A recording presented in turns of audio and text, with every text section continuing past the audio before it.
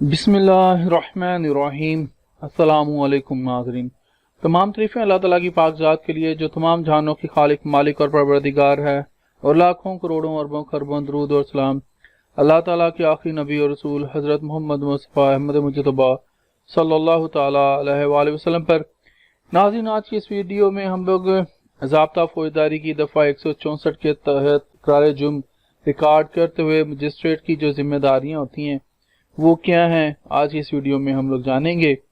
ناظرین، مجسٹریٹ کی پہلی ذمہ داری ہے کہ سب سے پہلے اس بات کی یقین دہانی کرے کہ اقرار کرنے والا جو ہے وہ کسی دباؤ میں نہ ہے، اور یہ کہ ایسا وہ جو ہے کنفیشن کرنے والا، جو اقرار کرنے والا ہے، وہ رضامندی یا رضاکارانہ طور پر کر رہا ہے۔ دوسری مجسٹریٹ کی ذمہ داری یہ ہے کہ وہ اقرار کرنے والے کو، کنفیشن کرنے والے کو یہ بھی بتائے کہ اقرار کرنا اس پر لازم نہ ہے، اور یہ کہ اس کا اقرار اس کے خلاف جو ہے وہ بطور ثبوت جو ہے وہ استعمال کیا جائے گا۔ مجسٹریٹ کی تیسری ذمہ داری اس اقرار کو تحریری طور پر جو ہے اس کو قلم بند کرنا ہے، اور اس بات کی تصدیق کرنا ہے کہ اقرار جرم ریکارڈ کرنے سے پہلے اس نے تمام شرائط جو ہیں وہ پوری کی ہیں۔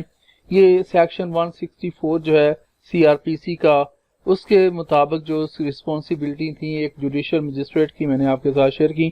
تو ناظرین، آج کے لیے اتنا ہی۔ زندہ رہا تو آپ کے ساتھ پھر انشاءاللہ اگلی ویڈیوز میں ملاقات ہوگی۔ اجازت دیجیے، اللہ حافظ۔